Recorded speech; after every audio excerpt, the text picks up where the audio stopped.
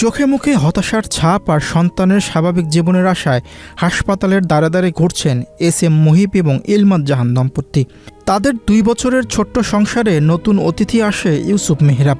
সন্তানের প্রথম কান্নায় যেমন হাসি ফুটেছিল বাবা মায়ের মুখে, ঠিক তেমনি কয়েক ঘন্টার মধ্যে শুরু হয়েছিল এক দীর্ঘ যুদ্ধ। গর্ভের মাত্র 6 মাস পূর্ণ হওয়ার আগেই পৃথিবীর আলো দেখে ইউসুফ। জন্মের পর টানা 45 দিন কাটাতে হয় হাসপাতালের এনএসইউতে। আমার বাবু আনমেচুরড হয়েছে মুগদা মেডিকেলে, ওখানে 45 দিন আইসিইউতে ছিল এবং ওই 45 দিন আইসিইউতে থাকার কারণে অতিরিক্ত অক্সিজেনের কারণে ওর চোখের যে রেটিনার পর্দা থাকে, পর্দা দুটো ড্যামেজ হয়ে গেছে। তো ওখান থেকে যখন আমরা ওকে বাসায় নিয়ে আসি, এরপর বিভিন্ন মেডিকেলে বিভিন্ন ডক্টরের সাহায্য নিয়েছি এবং তাদেরকে দেখাইছি। তো এক পর্যায়ে এখন ধরা পড়লো যে ওর চোখের দুটো রেটিনাই নষ্ট হয়ে অলরেডি একটা পুরোই নষ্ট হয়ে গেছে, আর একটা 80% ড্যামেজ।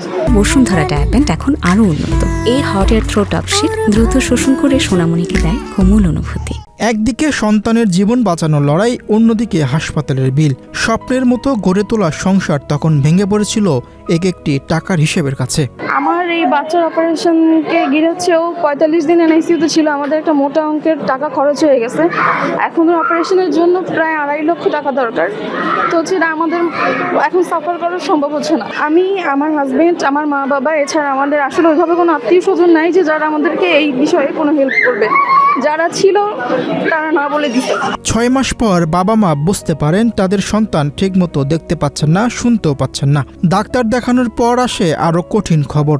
ছোট্ট ইউসুফের চোখের পর্দা ছিঁড়ে গেছে। চিকিৎসকদের পরামর্শ, 15 জুলাইয়ের মধ্যে অস্ত্রোপচার না হলে এই ছোট্ট শিশুটি চিরদিনের জন্য হারাতে পারে তার চোখের আলো। যখন ওর 6 মাস বয়স শেষ হয়েছে, তখন আমরা ওকে যখন বাবা মা বলে ডাকি, তখন ও আমাদের দিকে ওরকম তাকাও না এবং কখনো আমাদের হাতের ইশারা বা কোনো কিছুতেই ও সাড়া দিচ্ছে না।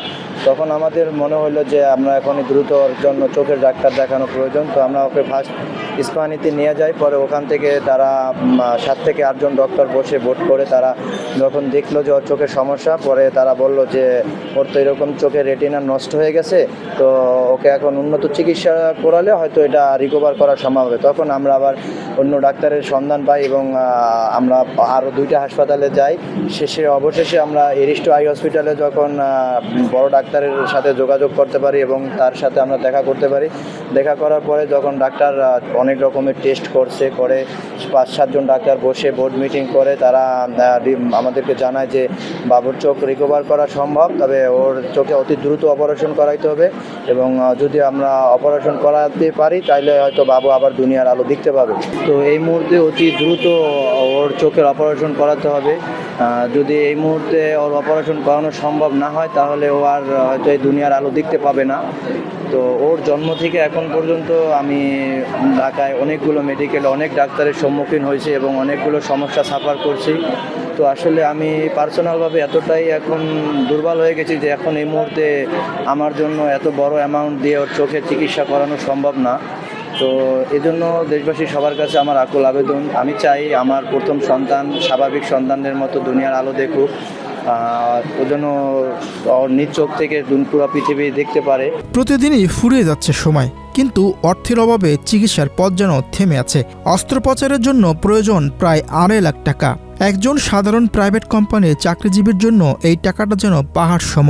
এর মধ্যে প্রতি মাসে দুধ কিনতে লাগে 7 থেকে 8 হাজার টাকা এবং চিকিৎসার খরচ আরও 5 থেকে 6 হাজার টাকা।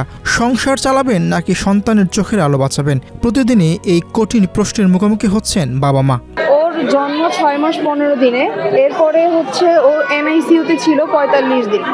এনআইসিইউতে থাকার কারণে অতিরিক্ত অক্সিজেন পাওয়ার ফলে ওর চোখে রক্তক্ষরণ হয় এবং এর জন্য রেটিনার পর্দা ছিঁড়ে গেছে। এখন পর্যন্ত আমরা ইস্পাহানি ইসলামিয়াতে দেখাইছি, তারপরে হচ্ছে হারুন আই হসপিটালে দেখাইছি, এরপরে হচ্ছে এরিস্টো আই হসপিটালে গেছি, সেখানে হচ্ছে রেটিনার যে সার্জন ওনাকে দেখানো হয়েছে, তারেক রেজা আলী স্যারকে। এখন বাম চোখে সমস্যা বেশি, ডান চোখে চোখে একটু ভালো আছে, ডান চোখে দেখতে পায়। তো স্যার বলছেন যে অপারেশন করলে আলহামদুলিল্লাহ ভালো হবে। অপারেশন করাতে না পারলে ও আর দুই চোখে দেখতে পারবে না, ওর চোখগুলো আস্তে আস্তে সাদা হয়ে যাবে। এইটা হচ্ছে আমার প্রথম বাবু, আমার একটাই বাচ্চা। তো হচ্ছে প্রথম থেকে আমরা সাফার করতেছি। প্রথমে একটা সমস্যা গেল, এখন হচ্ছে আবার এই সমস্যা। তো প্রতিদিন তো খরচ হচ্ছে, এরপরে হচ্ছে প্রতি মাসে ওর জন্য 5,000 থেকে 7,000 টাকার দুধ কিনতে হয়। তারপরে তো ওষুধ খরচ, তারপরে চিকিৎসার খরচ। ইউসুফের চোখের অস্ত্রোপচারের খরচের টাকা হয়তো কারো 1 কাপ কফির দামের মধ্যে লুকিয়ে আছে, অথবা কারো একটি দিনের অপ্রয়োজনীয় খরচ হয়তো ফিরিয়ে দিতে পারে ইউসুফের সারা জীবনের আলো। আপনার সামান্য সহযোগিতা হতে পারে 11 মাস বয়সী ইউসুফের পৃথিবী দেখার সুযোগ। যদি সামর্থ্য থাকে, ইউসুফ মেহরাবের পাশে দাঁড়ান। সবার কাছে আসলে আমার সাহায্যের আবেদন যে সবাই যে যতটুকু পারেন আমাকে হেল্প করে আমার বাচ্চার চোখের আলো ফিরিয়ে দেওয়ার জন্য বিশেষভাবে অনুরোধ সবার কাছে। কারণ আমি চাই না আমার প্রথম সন্তান দুনিয়ার আলো না দেখে অন্ধ থাকুক। তো সবার কাছে আমার একটাই আবেদন, যেন আপনাদের সবার সহযোগিতায়, উপরওয়ালার ইচ্ছায় যেন আমার ছেলে আমার চোখের আলো ফিরে পায়। ঠিকমতো কথা বলতে না পারা 11 মাস বয়সী ইউসুফ মেহরাবের চোখের আলো বাঁচানোর সময় ফুরিয়ে আসছে। হয়তো আমাদের সামান্য সহযোগিতায় ফিরিয়ে দিতে পারে তার পৃথিবী দেখার সুযোগ। মীর হোসেন সরকার, বাংলাদেশ প্রতিদিন।